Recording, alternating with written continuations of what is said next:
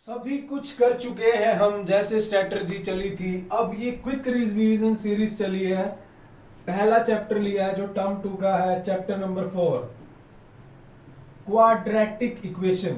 इसके जितने भी इंपॉर्टेंट की पॉइंट्स हैं और जितने भी फॉर्मूलेज हैं, देखो मैं सोच रहा था कि एक वीडियो बना दूं फॉर्मूलेज की, ट्रिक की। पहले मैंने एक वीडियो बनाई, calculation, all important calculation and formulas trick of term 2, ठीक है, वो वीडियो बनाई है। उसका लिंक डिस्क्रिप्शन में दे दूंगा, वो जरूर देखनी है। फिर मैं उसमें जो फॉर्मूलेस थे जो ट्रिक से बनते हैं उसको मैंने लिखा और मैंने कैलकुलेशंस को डाला उसमें, जिससे आपकी स्पीड बढ़ सकती है। फिर मैंने प्लान किया कि अब इंपॉर्टेंट फॉर्मूलेस की एक वीडियो बना दें, बट फिर उसके साथ साथ इंपॉर्टेंट पॉइंट्स भी थे चैप्टर के, इसलिए मैंने चैप्टर वाइज तोड़ दिया। अब हर एक चैप्टर की एक क्विक रिवीजन चलेगी, जिसमें मैं आपको ऑल इंपॉर्टेंट की पॉइंट्स बताऊंगा चैप्टर के, फाइनल रिवीजन और उसके फॉर्मूलाज जो ट्रिक्स के साथ होते हैं, ट्रिक के साथ। अदरवाइज आपको यहाँ पर जैसे एक शॉर्ट नोट बनाते हैं ना, क्वाड्रेटिक इक्वेशन है, इसके इंपॉर्टेंट पॉइंट कौन कौन से हैं और इसमें फॉर्मूलेस कौन से, एक चार्ट बनाते हैं ना, वो वीडियो वाइज आपको चैप्टर वाइज मिलेगा। एक ही वीडियोस में सारे फॉर्मूलेज और सारे की पॉइंट्स लेके चलूं तो बड़ी वीडियो हो रही थी, तो मैंने सोचा क्यों ना चैप्टर वाइज दिया जाए। सारा कुछ हो चुका है, अब ये बहुत बढ़िया सीरीज आपके लिए चलने वाली है। इसकी नेक्स्ट वीडियो तभी डालूंगा जब 1000 लाइक होंगे इस वीडियो पर, क्योंकि हमारा जो प्लान चला हुआ है 40 आउट ऑफ 40 का, ठीक है, एक प्रॉपर वे में चले हुए हम। पहले क्या क्या करना है, स्ट्रेटजी डल रही है, एक स्ट्रेटजी और आएगी अभी, ठीक है, क्या कर चुके हैं और क्या करना है। तो इस वीडियो को ज्यादा से ज्यादा शेयर करें, चैनल पे नए हैं तो सब्सक्राइब करें। इसके की पॉइंट्स है, इसके की पॉइंट्स को देखिए, फॉर्मूलाज को देखिए, कुछ ना कुछ आपको वैल्यू ऐड ही मिलेगी, कुछ एक्स्ट्रा ही मिलेगा। फिर आप कमेंट करिएगा कि चैप्टर 5 का मुझे डालना है या इसका की पॉइंट ही कंटिन्यू रखना है या कुछ और टॉपिक डालना है। आप जो कहोगे उसके अकॉर्डिंग चलते रहेंगे। 40 आउट ऑफ 40 लेने ही है। चलो ज्यादा बातें नहीं, तो स्टार्ट करते हैं, शुरू करते हैं कहानी। बहुत बढ़िया, वैसे मैं स्नैप में स्मार्ट लग रहा हूँ। आगे चलते हैं। तो सबसे पहले चैप्टर की बात करें, ये जो ax square plus bx plus c है, ये क्वाड्रेटिक पोलिनोमियल है। ये फिलहाल क्वाड्रेटिक पोलिनोमियल है। पोलिनोमियल क्या होती है? एक ऐसी इक्वेशन जिसकी वेरिएबल की जो पावर है वो नॉन नेगेटिव इंटीजर हो। बिल्कुल डिटेल में करेंगे हर चीज। नॉन नेगेटिव यानी पॉजिटिव, जैसे पापा को डैडी भी बोल सकते हैं, वैसे नॉन नेगेटिव को पॉजिटिव भी बोल सकते हैं, सेम कंसेप्ट है। तो ये इसकी डिग्री सेकंड है, तो ये क्वाड्रेटिक पोलिनोमियल हुई। बट जैसे ही मैं इसको इक्वल टू 0 कर दूंगा, 0 के इक्वल इक्वेट कर दूंगा, तो अब ये क्या बन जाएगी? क्वाड्रेटिक इक्वेशन बन जाएगी। तो ये समझ आया डियर स्टूडेंट्स, क्वाड्रेटिक पॉलिनोमियल और इक्वेशन में क्या डिफरेंस है। बहुत सारे यूट्यूबर और बहुत सारे स्टूडेंट्स भी गलती करते हैं, कहीं पे भी जीरो लगा देते हैं, ऊपर स्टेटमेंट में लिखा होता है पॉलिनोमियल, जीरो लगा के आंसर सोल्व कर देते हैं। बट ऐसा नहीं होगा, यहां पर सब कुछ होगा क्लियर क्रिस्टल, बिल्कुल डिटेल में होगा सब कुछ। अभी तो शुरुआत है, आगे चलते हैं, फिर आप बोलोगे क्या बात है। कई बार अनुमलिक आ जाता है मेरे अंदर। अब देखो इसकी जो जनरल फॉर्म है, क्वाड्रेटिक इक्वेशन की जनरल और स्टैंडर्ड फॉर्म ये है। इसमें एक्स स्क्वायर का कोएफिशिएंट को a बोलते हैं, इसको b बोलते हैं, इसको c। अब रूट्स और जीरो,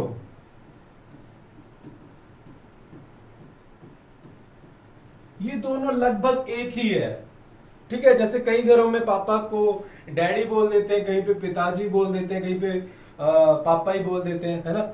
अलग अलग तरह से नाम है, पापा तो एक ही है। वैसे ही रूट्स और जीरोस में ज्यादा डिफरेंस नहीं है।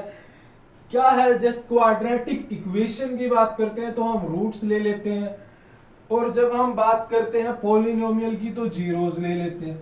पॉलिनोमियल में सम ऑफ जीरोस था, इक्वेशन की बात हुई तो सम ऑफ रूट्स हुआ minus b by a, product of roots हुआ सी बाय ए। और जब हमें ये दिया हो, हमें जब रूट्स दिए हो, तो इक्वेशन कैसे बनानी है आप सेकंड चैप्टर में पढ़ चुके हैं, टर्म 1 में। X square minus sum of roots into x plus product of roots, ये हो गया अगर आपको क्वाड्रेटिक इक्वेशन बनानी हो। Is it clear? पॉलिनोमियल होता तो सम ऑफ जीरोस हो जाता। ये फॉर्मूला है। क्लियर? अब आगे चलते हैं।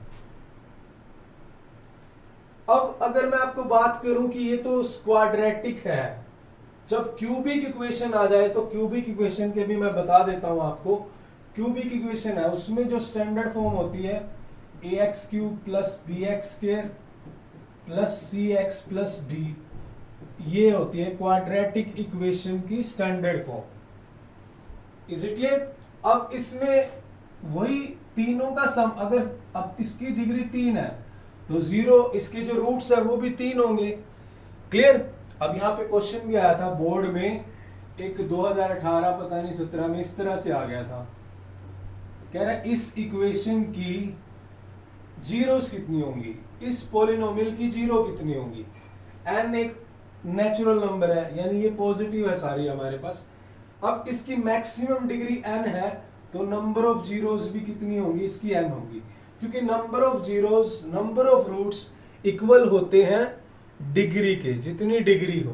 क्लियर? ये समझ आया? अब ऐसे ही अगर बात करें यहां पर, तो ये इसकी डिग्री 3 है तो इसकी 3 जीरो होगी, एक अल्फा मान ली, एक बीटा मान ली, एक गामा मान ली। अब तीनों का जो सम है वही सेम जैसे सेकंड में होता है माइनस बी बाई, अगर 2 डिग्री इक्वेशन है, क्वाड्रेटिक इक्वेशन है, उसमें प्रोडक्ट क्या होता था सी बाई, ऐसे इसमें दो का जो प्रोडक्ट होगा alpha beta, beta gamma plus gamma alpha, ये होगा सी बाई। सेम, बस एक साथ में और ट्रिपल प्रोडक्ट लग जाएगा, तीनों का इकट्ठा प्रोडक्ट वो हो जाएगा माइनस के d by a b c d, आपके पास पड़ा ही है। तो एक क्विक रीजन होगी, अगर क्यूबिक आ जाए तो कैसे करना है। समझ आ रहा है चिंटू मिंटू चिंकी मिंकी? लाइक कर देना, शेयर कर देना। हंस रहे हो, समझ आ रहा है, फिर भी कुछ नहीं कर रहे हो।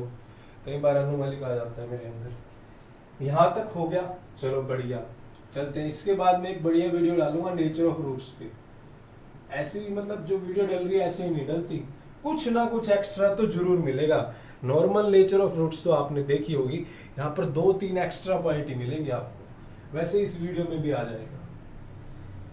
चलो, अब इसकी भाई जरूरत क्यों पड़ी क्वाड्रेटिक इक्वेशन की, क्या बात होगी, क्यों जरूरत पड़ी हमें, ऐसा क्या हुआ, बिजली खड़की, क्या हुआ, भविष्यवाणी हुई?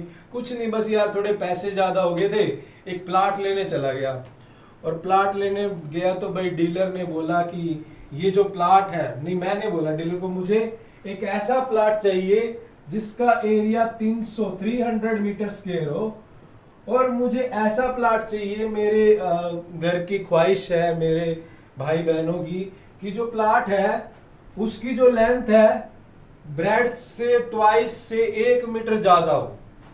भाई ऐसा प्लाट चाहिए कि 300 मीटर स्क्वायर का तो एरिया हो, और जो लेंथ है वो मेरे प्लाट की जो लेंथ है वो ब्रेड्थ के 2 गुने से 1 मीटर ज्यादा हो। अगर मैंने ब्रेड्थ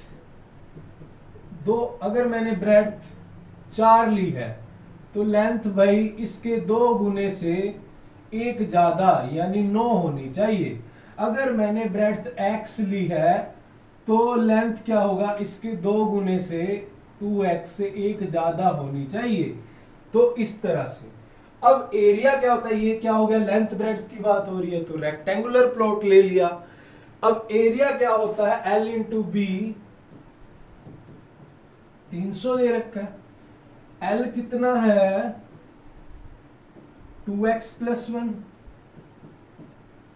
क्लियर, और ब्रेड्थ कितना है x इज इक्वल टू 300, मानते हो, मल्टीप्लाई करते हैं 2x स्क्वायर प्लस x, और ये 300 इधर आ जाएगा माइनस 300 इज इक्वल टू 0। ये क्या बन गई, क्या हो गया, ये एक क्वाड्रेटिक इक्वेशन बन गई। इस तरह से जन्म हुआ। मैंने प्लाट खरीदा, पैसे मेरे पास ज्यादा हुए, ना मेरे पास पैसे ज्यादा होते, ना मैं प्लाट लेने जाता, ना क्वाड्रेटिक इक्वेशन बनती। इस तरह से यहां ऐसी एप्लीकेशंस में, चलो ये तो मजाक की बात है, मैं प्लाट लेने गया, आप लीजिए प्लाट्स, आप बहुत ज्यादा सक्सेस हो लाइफ में।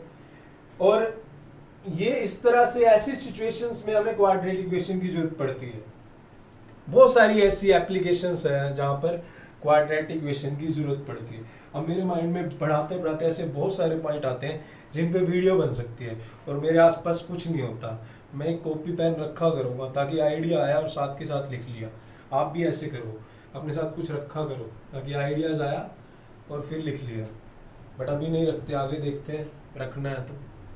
So let me have a पानी, फिर शुरू करते हैं कहानी।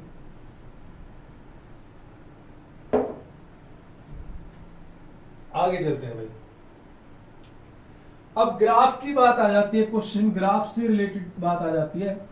जो क्वाड्रेटिक इक्वेशन का जो ग्राफ है वो पैराबोला होता है। लीनियर इक्वेशन का क्या होता है? Straight line.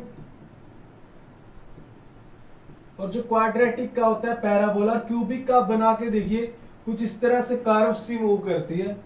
ठीक है, आप बना के देखना। मैं आपको कोई भी क्यूबिक इक्वेशन ले लो आप, इस तरह से कुछ भी एक कर्व सी वेव करती है। क्यूबिक की बात करें। अब यहां पर जब बात कर रहे हैं, हम चैप्टर पढ़ रहे हैं, क्वाड्रेटिक इक्वेशन पढ़ रहे हैं चैप्टर। तो जब क्वाड्रेटिक इक्वेशन की बात कर रहे हैं तो उसकी क्वाड्रेटिक पे बात करते हैं। अब भाई इसका ग्राफ पैराबोला होता है। पैराबोला इस तरह से होता है, इस तरह से। अब क्वेश्चन यहां पे अराइज हो जाता है, ये स्टैंडर्ड फॉर्म है।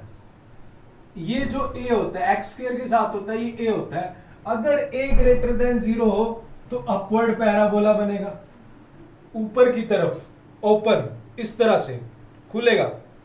अगर ए लेस देन 0 हो, अगर ए की वैल्यू मैं लेस देन 0 ले लूं तो भाई डाउनवर्ड पैराबोला बनेगा, इस तरह से। आप देख सकते हैं, ये इंपॉर्टेंट है, की पॉइंट्स। तो ये हो गया अगर ग्राफ से रिलेटेड क्वेश्चन आता है या ए की वैल्यू से। अब यहां पर ए, जैसे मान लिया एग्जांपल दे देता हूं, कोई इक्वेशन है, पहले मैं इसको रब कर देता हूं यहां से। जैसे मैंने ये लिख लिया x square plus x plus 5, ये इक्वेशन। यहां पर जो ये ए होता है इसके साथ, ये पॉजिटिव है, 1 है, 1 तो पॉजिटिव होगा। मान लिया यहां पर अगर पॉजिटिव है तो अपवर्ड पैराबोला बनेगा। अगर ये नेगेटिव हो गया, अगर ये मान लिया यहां पर मैंने -2 लिख दिया तो ये नेगेटिव है, लेस देन 0 जा रहा है, तो इस तरह में ये आएगा डाउनवर्ड। और ये कोई झूठी बातें नहीं है, ये एक्सपीरियंस की बात है, ये प्रैक्टिकल है। आप इसको करके देखना, कोई भी इक्वेशन लेना और ऐसा ही ग्राफ आएगा और फिर मुझे कमेंट करना। क्लियर? तो ये कंसेप्ट हो गया। आगे चलते हैं। अब क्वेश्चन आ जाता है चेक करने से। अब फाइनल जो क्विक रीजन चल रही है यहाँ पे, एक तरह से बस फटाफट गो थ्रू हो जाते हैं चैप्टर से कि क्या क्या इंपॉर्टेंट पॉइंट्स है, क्या क्या फॉर्मूलेज है। इन सारी चीजों का आप नोटबुक में लिखना है आपको। जैसे एक नोटबुक पे बनाते हैं ना कि भी इंपॉर्टेंट पॉइंट्स कौन से इस चैप्टर के, और इस चैप्टर में फॉर्मूलेज कौन कौन से इंपॉर्टेंट, तो वो सब आप इसको एक नोटबुक में नोट डाउन करोगे ताकि फाइनल रिवीजन में इसको देख सको। क्लियर? अब आपके पास चेक करना आ जाता है, क्वाड्रेटिक इक्वेशन को चेक करना आ जाता है कि क्वाड्रेटिक है या नहीं है। चेक करने के लिए क्वाड्रेटिक में क्या चाहिए? डिग्री सेकंड होनी चाहिए, डिग्री 2 होनी चाहिए। तो वहां पर ये कुछ आइडेंटिटीज आपको काम आएंगी, ये स्क्वायर की और क्यूब की है। और उसके बाद ये 2 क्यूब वाली है, इसमें कंफ्यूज होते हैं बच्चे। कंफ्यूज नहीं होना, एक ऐसा सॉल्यूशन निकालते हैं कि जिससे बिल्कुल क्लियर हो जाए भाई हाँ अब इस तरह से लर्न कर सकते हैं। कंफ्यूजन में तो याद ही नहीं होंगे आपको। अब आप देखो ये 2 चीजें हैं, जब यहां पर ए क्यूब प्लस बी क्यूब आ रहा है तो पहले वाला प्लस है, लास्ट वाला माइनस है। जब माइनस आ रहा है तो पहले वाले में माइनस कर दो, लास्ट वाले में प्लस। मैं एक बात बता रहा हूं, जब 2 चीजें एक दूसरे के उल्टे हो तो दोनों को याद नहीं करते। दोनों को याद करोगे तो कंफ्यूज होगे। एक को लर्न कर लो, दूसरा ऑटोमेटिक उसका उल्टा है। दोनों को लर्न करोगे तो दोनों में कंफ्यूज होगे। दोनों को लर्न क्यों ही करना है, क्यों दिमाग वेस्ट करना है इतना? सिर्फ एक कर लो, दूसरा पता है कि उसका उल्टा है। अब जैसे एग्जांपल देता हूं कि मान लिया 251.324, इसको 100 से मैं मल्टीप्लाई कर रहा हूं, 20 से मैं मल्टीप्लाई कर रहा हूं, तो पता है जितनी 0 से मल्टीप्लाई करूंगा उतना ही डेसिमल राइट में चला जाएगा। अब पता है मल्टीप्लाई करने से राइट में जाता है, तो क्या मुझे याद रखना चाहिए कि डिवाइड करने से लेफ्ट में जाता है? नहीं रखना चाहिए। सिर्फ आप ये याद रखिए भाई राइट में मल्टीप्लाई करता हूं तो राइट में जाएगा, डिवाइड करूंगा तो लेफ्ट में। एक चीज याद कर लो, दूसरी ऑटोमेटिक है, वाइस वर्सा। वाइस वर्सा, बुद्धिमान बारिश और आप हो अपने घर के महान वारिश। बुद्धिमान बारिश, वाइस वर्सा। और ये बात ध्यान रखना, आप हो महान वारिस। आगे चलते हैं भाई, चिंटू मिंटू चिंकी मिंकी। अब आती है नेचर ऑफ रूट्स की बात आती है, और नेचर ऑफ रूट्स से एक क्वेश्चन पक्का आएगा 100%, आप लिख लो इसको, नेचर ऑफ रूट्स। और नेचर ऑफ रूट्स को बिल्कुल डिटेल में पढ़ते हैं, नॉर्मल बातें तो आपको पता ही है स्कूल लेवल पे, बट कुछ ऐसी बातें करते हैं कि इससे बार तो क्या ही पूछेगा। नेचर ऑफ रूट्स डिपेंड करता है किस पे? डी पर, और डी क्या होता है? डिस्क्रिमिनेंट, और इसकी वैल्यू क्या होती है? B square minus 4ac। अब ये बी और ac कौन से हमारे, जो मैंने क्वाड्रेटिक इक्वेशन ली थी, इसमें x के साथ टर्म होती है b, और ये a और ये c, ये आपको पता है। यानी d को क्या बोलते हैं? बी स्क्वायर माइनस 4ac बोलते हैं, ये डिस्क्रिमिनेंट है। अब इसके बेसिस पे रूट्स का नेचर डिपेंड होता है। डी की वैल्यू जैसे जैसे वेरी करती है वैसे ही रूट्स का नेचर भी वेरी करता है। कैसे? देखते हैं। यहां तक तो आपने पढ़ा होगा, बुक्स में भी पढ़ा होगा, स्कूल में भी पढ़ा होगा, बस कुछ एक्स्ट्रा पॉइंट्स भी पढ़ते हैं यहाँ पे। मान लिया अब डी ग्रेटर देन 0 है, मैं आपको बता देता हूं डी एक बार थोड़ा सा देख लेते हैं, फिर समझाता हूं इसको एग्जांपल से। अब डी हमारा ग्रेटर देन 0 है, तो रूट्स क्या होंगे? रियल होंगे और अनइक्वल होंगे। रियल मतलब उनकी कोई ना कोई वैल्यू होगी, अनइक्वल वो अलग अलग हो सकते हैं, एक 4 हो गया, एक 5 हो गया, एक 3 हो गया, एक 2 हो गया। रियल और unequal, is it clear? Imaginary आप पढ़ोगे +1 में कॉम्प्लेक्स नंबर। अब डी अगर मेरा लेस देन 0 मतलब क्या?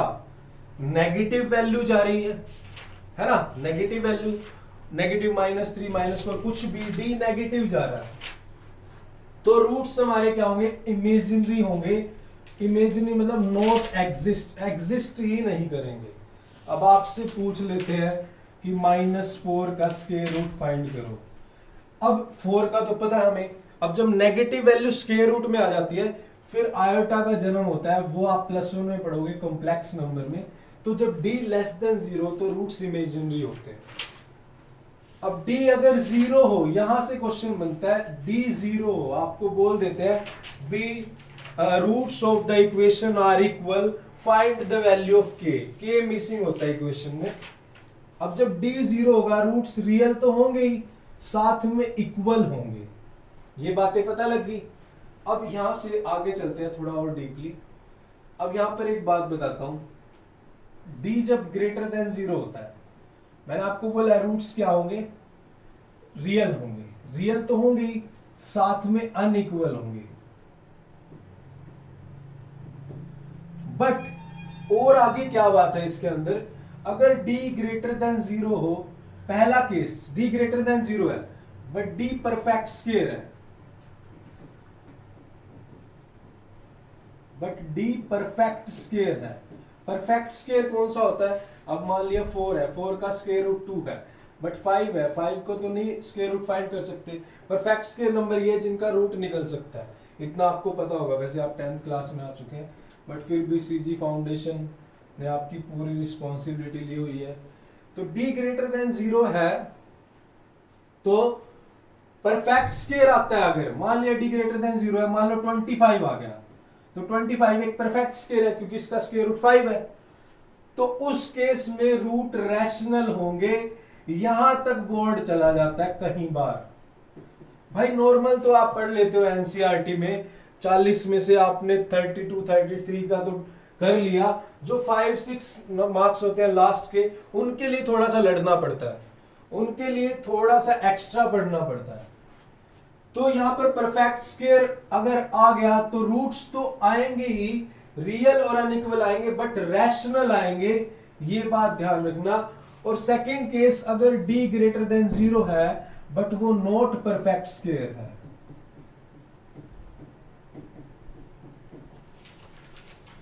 तो नॉट परफेक्ट स्क्वायर है, इस केस में मान लिया कि नॉट परफेक्ट स्क्वायर मान लो 10 है।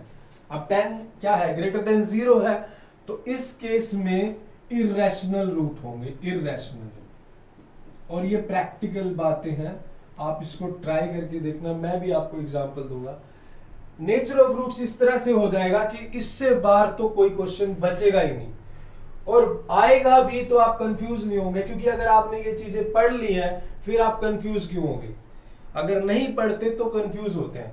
तो एक निचोड़ निकाल लिया कि नेचर ऑफ रूट्स में से कहां कहां से कैसे क्वेश्चन बन सकता है। आगे चलते हैं, उसके बाद पढ़ते हैं, कई बार क्वेश्चन ये भी आ जाता है कि फाइंड द वैल्यू, एक इक्वेशन दी हुई है, मान लिया एक्स स्क्वायर प्लस के एक्स प्लस 5 ये दी हुई है। ये क्वेश्चन तो आता ही है जनरली कि भाई इस इक्वेशन के रूट्स जो है वो इक्वल है और आपको के की वैल्यू फाइंड करनी है। अब हमें पता है कि रूट्स इक्वल हैं, तो हमें पता है कि डी 0 होता है, और हम क्या करते हैं, बी स्क्वायर माइनस 4ac को 0 के इक्वल रख के की वैल्यू फाइंड कर लेते हैं। तो नॉर्मल है, ये तो क्वेश्चन आएगा ही आएगा, बेसिक हो या स्टैंडर्ड हो। कई बार थोड़ा सा क्वेश्चन कैसे पूछ लेते हैं, आपको ये बोल देते हैं कि भाई रूट्स हैं जो इस इक्वेशन के वो रियल है, तो फाइंड द वैल्यू ऑफ के। अब जब रूट्स रियल हैं डियर स्टूडेंट्स, यहां पर अब डी को क्या लें, देखो डियर स्टूडेंट्स, रूट रियल किस केस में होते हैं, जब डी मेरा 0 हो तब भी रूट रियल होंगे, रियल होंगे और इक्वल होंगे। यहां पर मैं लिख देता हूं साथ साथ, और अगर मेरा डी ग्रेटर देन 0 हो तो भी रूट्स मेरे रियल होंगे और अनइक्वल होंगे। मानते हो, क्लियर है। अब इसने बोल दिया कि भाई रूट्स रियल है, के की वैल्यू निकालो। अब देखो रियल कब होते हैं, जब डी 0 तो भी रियल होते हैं, डी ग्रेटर देन 0 तो भी क्या होते हैं, रियल होते हैं। इस केस में जो हमारा के आएगा वो ग्रेटर देन इक्वल टू, यानी जो हमारा इस केस में, भाई क्या हुआ, इस केस में जो हम डी लेंगे वो हम ग्रेटर देन और इक्वल टू 0 लेंगे, ये बात ध्यान रखना। बस अब कंफ्यूजन खत्म। यही कंफ्यूज होते हैं बच्चे कि कई बार डी को 0 ले लेते हैं, कई बार ग्रेटर देन 0 ले लेते हैं, बट ग्रेटर देन और इक्वल टू 0 कहां पर लेते हैं। अगर क्वेश्चन आया भी रूट्स रियल है तो d greater than equal to 0 लेना है, और आंसर भी ग्रेटर देन इक्वल टू में ही आएगा। मान लिया के की value greater than equal to 4, less than equal to 4, इस तरह से आएगी। और अगर आपसे बोल देता कि रूट्स इक्वल है तो के की वैल्यू आपकी इक्वल टू 4 या इस तरह से आती, बट जब रूट्स रियल है तो ये आएगी। अब बोर्ड थोड़ा सा तो घुमाएगा, 40 आउट ऑफ 40 अगर आपको लेने हैं तो थोड़ा सा तो आपको एफर्ट्स करने पड़ेंगे ना, इससे बाहर कुछ नहीं आएगा। नेचर ऑफ रूट्स की अगर बात करें, इससे बाहर कुछ नहीं है। ये नॉर्मल आपने पढ़ लिया या आपने स्कूल में पढ़ लिया, एनसीईआरटी में पढ़ लिया, ये जो चीजें हैं इससे बाहर कोई भी क्वेश्चन नहीं बनेगा नेचर ऑफ रूट्स से, और नेचर ऑफ रूट्स पे क्वेश्चन आएगा ही आएगा। क्लियर। तो ये स्क्रीनशॉट ले लीजिएगा। लेट मी हैव अ पानी। शुरू करते हैं आगे कहानी। चलो नेक्स्ट कंसेप्ट पे पढ़ते हैं। अब x square plus 6x plus 5, ये दो इक्वेशन लिखी हुई है। चेक करें यहां पर डी की वैल्यू क्या आती है। मैं इसमें चेक करता हूं, डी क्या होता है, बी स्क्वायर माइनस 4ac। अब बी क्या है मेरा, 6 स्क्वायर माइनस 4, ए कितना है 1, सी कितना है 5। क्लियर। तो इस केस में 36 माइनस 20 यानी 16 आ गया। अब डियर स्टूडेंट्स आप एक बात बताओ, क्या 16 परफेक्ट स्क्वायर है या नहीं है। आप कैसे बताओगे, वैसे बता दोगे कमेंट में, ठीक है। 16 परफेक्ट स्क्वायर है तो इस केस में चेक करना जो रूट्स आएंगे वो रैशनल आएंगे। अब एग्जांपल है, मैं ऐसे ही नहीं बोल रहा, ये एग्जांपल आपके सामने, इस तरह से ही नहीं बोल रहा मैं, ये रैशनल आएंगे। और इसको आप बनाओगे कैसे, ब्रेक कैसे करोगे, 5x प्लस x से टूट जाएगा, है ना। ये देखो ब्रेक, मिडिल टर्म स्प्लिटिंग, ये तो छोटी छोटी मिडिल टर्म स्प्लिटिंग है। बहुत बड़ी मिडिल टर्म हो उसके लिए भी सॉल्यूशन है, स्पेशल से वीडियो बनी हुई है, क्वाड्रेटिक इक्वेशन की प्लेलिस्ट में पड़ी है, और इम्पोर्टेंट जो टर्म 2 की मैथ्स की प्लेलिस्ट है उसके अंदर भी आप जाके देख सकते हो, और नहीं तो मैं लिंक डिस्क्रिप्शन में दे दूंगा, और कमेंट आप करोगे तो आपको मिल ही जाएगी। तो आपको इसको चेक करना है, इसको ब्रेक करना है, तो रैशनली आएंगे। अब इस केस पे चलते हैं, इसमें डी निकालते हैं। 25 हो गया, 5 स्क्वायर माइनस 4, ए कितना है 1, सी है 2, तो 25 माइनस 8 ये हो गया 17। 17 तो परफेक्ट स्क्वायर नहीं है ना, इस केस में चेक कर लेना, इरेशनल रूट आएंगे। क्लियर? आगे चलते हैं। तो ये चीजें मैंने स्पेशल केस भी बता दिया आपको, नेचर ऑफ रूट्स के क्या क्या स्पेशल केस है। उसके बाद आगे चलते हैं।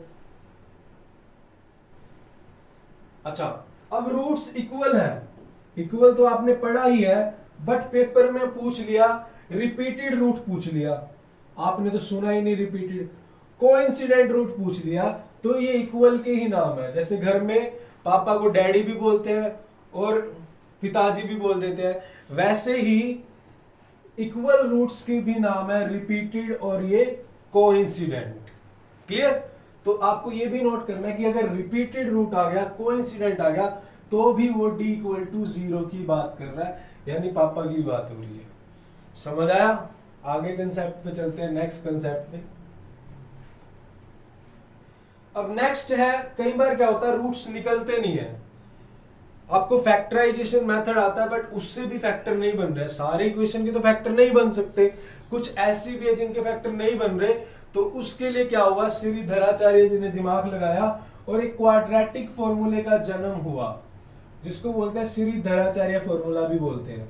क्वाड्रेटिक तो आपने पढ़ा ही है, बट इसका एक और नाम भी है श्रीधराचार्य फॉर्मूला, और इसको लगा के हम फिर उसके रूट्स निकाल सकते हैं। अब क्या क्या लगाएंगे, वही सिंपल है, माइनस का बी, बी आपको पता ही है, plus minus root d, d आपको पता ही है वैल्यू कैसे निकालते हैं, अपॉन 2a। अब यहाँ पर प्लस माइनस है, मतलब भाई एक प्लस में आएगा एक माइनस में आएगा, क्वाड्रेटिक फॉर्मूले की बात हो रही है, तो क्वाड्रेटिक मतलब टू रूट्स होंगे, एक प्लस लेंगे एक माइनस लेंगे। तो जहां पर फैक्टराइजेशन खत्म हो जाए तो जरा रुको, टेंशन मत लो, श्रीधराचार्य जी ने फॉर्मूला बनाया, इसको अप्लाई करो, यहां से निकल जाएंगे। तो रूट्स निकल ही गए, और तो कोई है ही नहीं है। तीसरा एक मेथड है कंप्लीटिंग स्क्वायर मेथड, तो वो अब की बार जो है रिड्यूस सिलेबस के अकॉर्डिंग वो नहीं है, थर्ड मेथड है, अदरवाइज उस पर क्वेश्चन आता है बट वो नहीं है। चलो सीबीएसई का थैंक यू बोल सकते हो आप, से 3 टाइम धन्यवाद धन्यवाद। आगे चलते हैं नेक्स्ट कंसेप्ट पे। नेक्स्ट कंसेप्ट है middle term splitting with trick.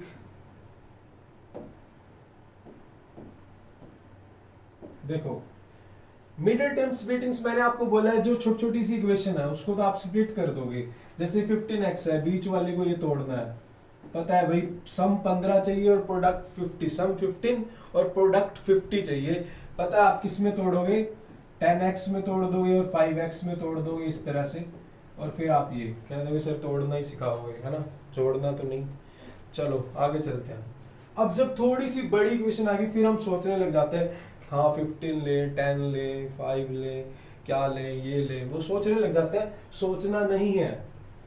जैसे मान लिया ये इक्वेशन है, इसमें सम कितना चाहिए 45 और प्रोडक्ट कितना चाहिए 324, सम माइनस का 45 चाहिए। आप क्या करो, इस प्रोडक्ट को उठा लो।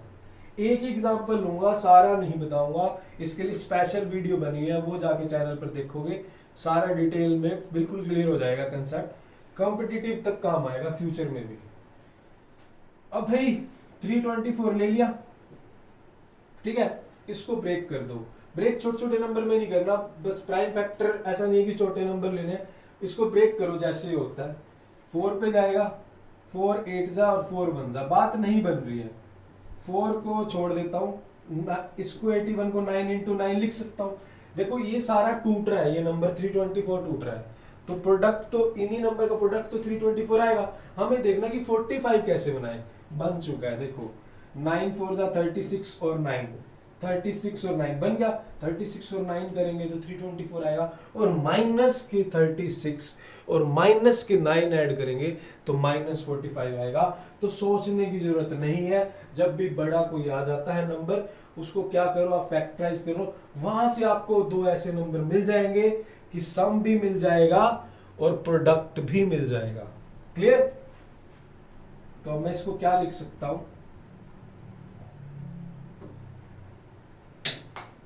भाई, तुझे क्या हुआ? देखो x² -36x -9x लिख दिया। अब क्या करते हैं, अब तो कॉमन लेना आप कर ही दोगे, तो मैंने सिखा ही रखा है।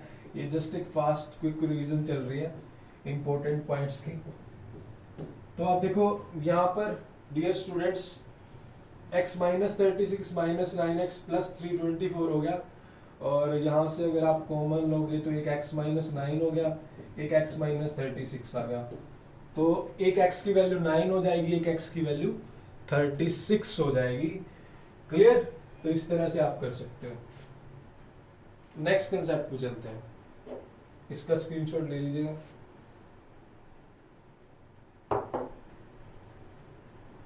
अब बोट एंड स्ट्रीम जो कंसेप्ट है बहुत इंपॉर्टेंट कंसेप्ट है, बट इसको बिल्कुल अच्छे से पढ़ते हैं, हर एक कंसेप्ट को क्लियर करते हैं।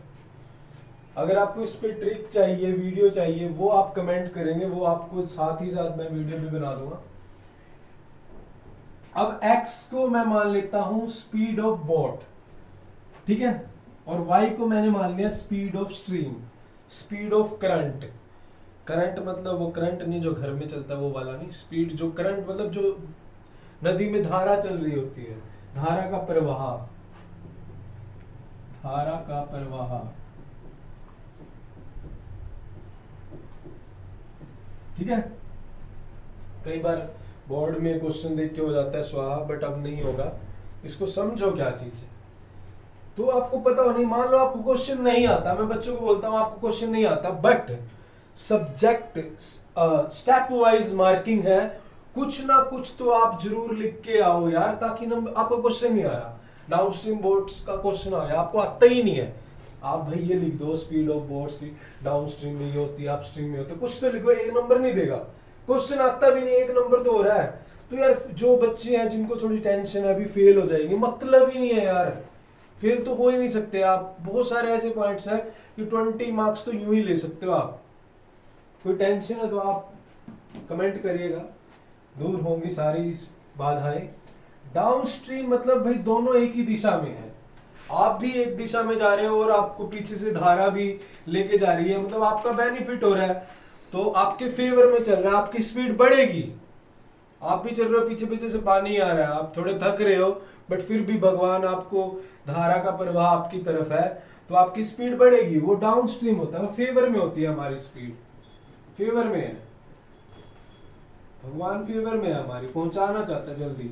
अपस्ट्रीम भाई अप मतलब अगेंस्ट चलना पड़ रहा है आपको, आप उधर जल्दी पहुंचना चाहते हो, आपके लिए कोई वेट कर रहा है, बट उधर से पहली बार तो बोट में बैठे हैं बेचारे, और उधर से वो पूरी धारा का प्रभाव भी अगेंस्ट आ रहा है, करंट जो speed of current, speed of stream, तो आपको जोर ज्यादा लगाने पड़ रहे हैं, है ना, पहले ही थक चुके हैं और लगाने पड़ रहे हैं। तो उस केस में x - y किलोमीटर पर होगा। अब ये हो गया। अब क्वेश्चन आ जाता है कई बार कंसेप्ट से, यूनिट कंसेप्ट से क्वेश्चन ये आ जाता है कि किलोमीटर को मीटर में चेंज करना आ जाता है, मीटर को किलोमीटर में। जब किलोमीटर पर आवर से मीटर पर सेकंड की तरफ जाते हैं तो 5/18 से मल्टीप्लाई करते हैं। देखो हम किलोमीटर पर आवर से मीटर पर सेकंड की, हम बड़े से छोटे की तरफ जा रहे हैं तो छोटा ऊपर आएगा, जिसकी तरफ जा रहे हैं वो ऊपर जाएगा, और वो ऊपर तो आएगा ही, आप जिसकी तरफ जाओगे वो भाव तो खाएगा ही, वो ऊपर तो आएगा ही, तो उसको वैल्यू देनी पड़ेगी। हम भाई छोटे की तरफ जा रहे हैं तो छोटे को ऊपर रखना पड़ेगा। अब अगर मैं मीटर पर सेकंड से किलोमीटर पर आवर की तरफ जा रहा हूं तो बड़े की तरफ जा रहे हैं, अब बड़े को वैल्यू देनी पड़ेगी, वैल्यू तो देनी पड़ेगी, अब बड़े को ऊपर रखना पड़ेगा। So let me have a पानी, फिर शुरू करते हैं आगे की कहानी।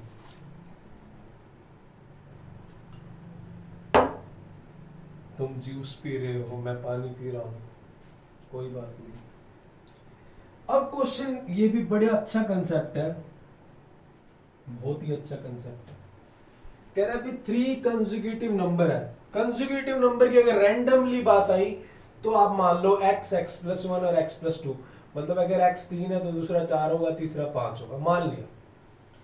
बट अगर आपको मानना कि भाई 3 कंसेक्यूटिव इवन नंबर मानो, अब इवन नंबर में आप x प्लस 1 x प्लस 2 नहीं मान सकते।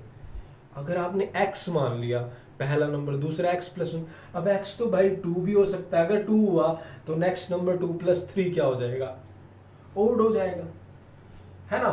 आपको अगर इवन कंसेक्यूटिव मानने हैं तो इवन कंसेक्यूटिव में आपको x नहीं मानना, पहला नंबर 2x मानना है। अब x कुछ भी हो 2 से मल्टीप्लाई होके इवन हो जाएगा, तो जब कंसेक्यूटिव नंबर की बात आएगी इवन में 2x मानना है पहला। दूसरा आपको पता है पहला अगर 2 है तो दूसरा 4 होगा, तीसरा 6, 2 का गैप आ रहा है तो दूसरा 2x प्लस 2 और तीसरा 2x प्लस 4। ये बात मानते हो, क्लियर है? चले आगे, ठीक है। उसके बाद अगर ओड मानना है तो भाई ओड अगर मान लो आपने पहला x माना, दूसरा x प्लस 1, अगर मान लो ये 3 हुआ तो अगला तो 3 प्लस 1 4 हो जाएगा। नहीं, यही गलती नहीं करनी, ये बड़ा अच्छा कंसेप्ट है। तो ओड में भी पहला 2x मानना है, अगर इवन बन जाएगा उसमें 1 ऐड कर दो, इवन में 1 ऐड कर दो, ओड बन जाता है। अब अगर पहला 1 है, दूसरा 3, तीसरा 5, तो दूसरे वाला होगा 2x प्लस 3, तीसरे वाला 2x प्लस 5। ये इवन कंसेक्यूटिव नंबर हो तब मानते हैं। क्लियर? बिल्कुल क्लियर। आगे चलते हैं। तो अभी गुरुजी कह रहे हैं, और कुछ कंसेप्ट तो नहीं बचा, ये तो मैंने बता दिया आपको। अब गुरुजी कह रहे हैं कि भाई ऑल द बेस्ट करते हैं। क्लियर?